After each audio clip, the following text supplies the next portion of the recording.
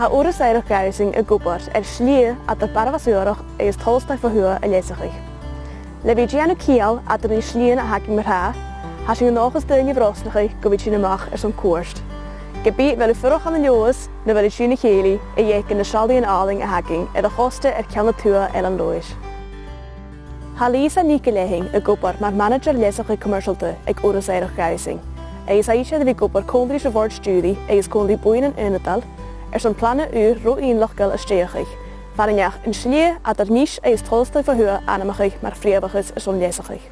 Our consultation in 2016 was an ongoing process and this was something that just kept coming up. People were really keen to see something happen along the route. It's obviously of importance to the community and we were really keen to do something about that. Gailundi Cameron Saunders astig maar of ik lesachig de project zijn tolting daar weer is een schachtiak. En jij weet gobar kusur holoch ek oras eirach gausing is sessionin eva brostige geune je gachish gewie gol parst an tachardism amoy. Haitje de weet gobar en een janu nasrikshig eis na savalje. So up to now we have done the feasibility, so I've walked the whole route, I've looked at what infrastructure we need, we have done a little bit of work in promoting things, getting walking groups together, and the next stage is to go to community consultation. Ha korman gneavig nog getrán a project show. Bí Emily Howie klachgeich eis Gianni Fame gan a sliene haun mar ha, a Gianni biolbans le bí fallafad chórs le coin héin eis coin geun jenne. A verach get bonach gan gneavig ha bonach gan person down kujoch. Is ook wel mag ut vi koshok de chwatoch ha be mi hins me fjord koshok chimjole vale gematrich a kosten ma han go sig Gianni agus an namashit makleor de hon ha kleve ha vitjin de chwatoch ha sho kujo. Ha kleor geune a fyddoch eis a gwpers a skide a Gianni Fame gan a slien an eirach. Bym i oedd waik chotrix soro. Sio siopa da haka ma mi sio cool desks. Sgrwn we do machan deirs. Bag an exercise ein agus fiachni de kraven ag amal do. Bym i trik dol chon a chwatach chosach. Agus am sinach na mi slieg in awn far mi achtioch de mach gat dyn son kosach son real bicycle am sinach kare loop mag ad video go. Ha really kutramach gons vitolmach.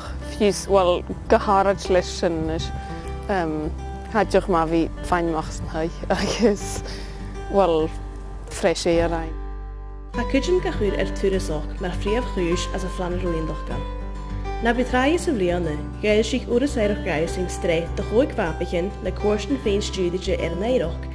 A hat er korm de geune keime goal ag an aster heen. Ha sin duur seo askel jemach, agus barach gi seo, agus koorsten studie janu, sa naimri chach. Tourism is one of our strategic priorities for the estate. Tourism is hugely underdeveloped for the area. We're working hard with lots of other organisations to develop not just the infrastructure, but also to develop activity that's on the estate so that when people visit, they are encouraged to go out onto the land. We see the coastal route as being key to that, and we are looking for the unique aspects of the estate, and the Gaelic language is one of the key unique aspects of this estate. Am is ook wel na karsten ure han doras de Gianni kala tu as femor.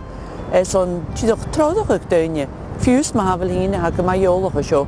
Voor je dit fashion course je moet je laten aan de theater maar is een plan.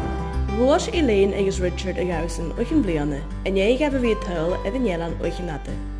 Had de nus a ri taeoch tu hanus gausing in show. I used to come here on my holiday and was struck by the scenery and the beauty of the island. We absolutely kept coming back again and again. Living here, we still would like to do all the walks ourselves and enjoy the scenery still because we're discovering things all the time. En je juffen, je laat gauri, samle la nu. Stualig in moor, brisje daar koolhoef. No lab die sauri, verder wel een muut moor ha chauffeur, man loch, hokuun. Hab die genaamd. Hij na vreemdige schijn, arkanan, kultur, eigen doelges egleeg. Eigens, had je zo'n korm hort jana holle dingen cruciede soorige eken. Kosten geen tuur en loos. In Helan, laie zaling, zich jaar niet meer huur.